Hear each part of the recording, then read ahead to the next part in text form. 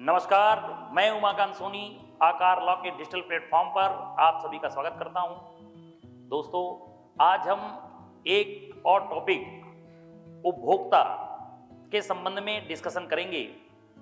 Question आता है कि उपभोक्ता कौन है, तो ग्राहक कौन है, उसके संबंध में उपभोक्ता संरक्षण अधिनियम की धारा 2(7) में प्रावधान किया गया है। उपभोक्ता संरक्षण अधिनियम पहले 1986 का था, लेकिन वर्तमान में 2019 में संसद ने इसे चेंज करके अब अमेंडमेंट करके पूरा एक्ट ही परिवर्तित किया है। तो उपभोक्ता संरक्षण अधिनियम 2019 की धारा 2(7) के अंतर्गत उपभोक्ता की परिभाषा दी गई है। उपभोक्ता कौन है?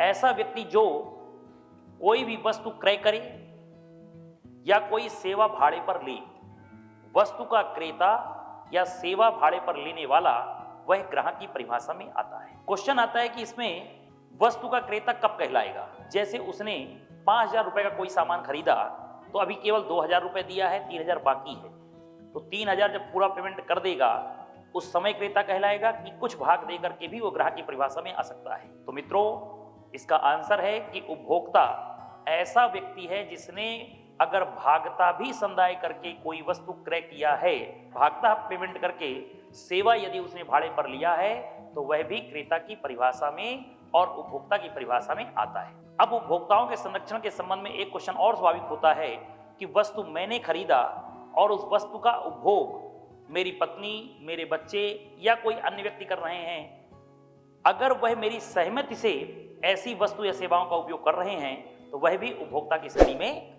आते हैं। तो ध्यान रखिएगा कि चाहे कुछ पेमेंट दे करके वस्तु खरीदें, चाहे अभी पेमेंट नहीं दिया हो, बाद में पेमेंट देने की बात की गई हो, और चाहे आपने पूरा पैसा बाद में देने का वचन दिया हो, किसी भी परिस्थिति में यहां पर वह उपभोक्ता की श्रेणी में आ सकता है। अगला क्वेश्चन आता है, उपभोक्ता विवाद क्या है?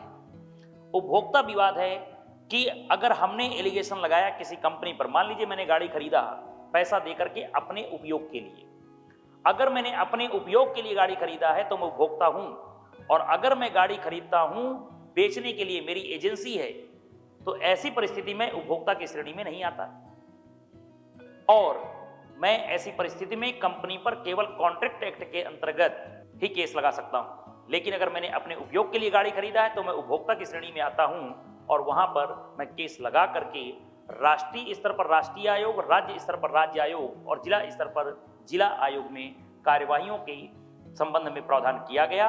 इन सब की अधिकारिता अलग अलग बताई गई है। आज हम उपभोक्ताओं के संबंध में पढ़ा है। ठीक, आगे फिर किसी नए टॉपिक के साथ मिलेंगे। तब तक के लिए जय हिंद, जय भारत।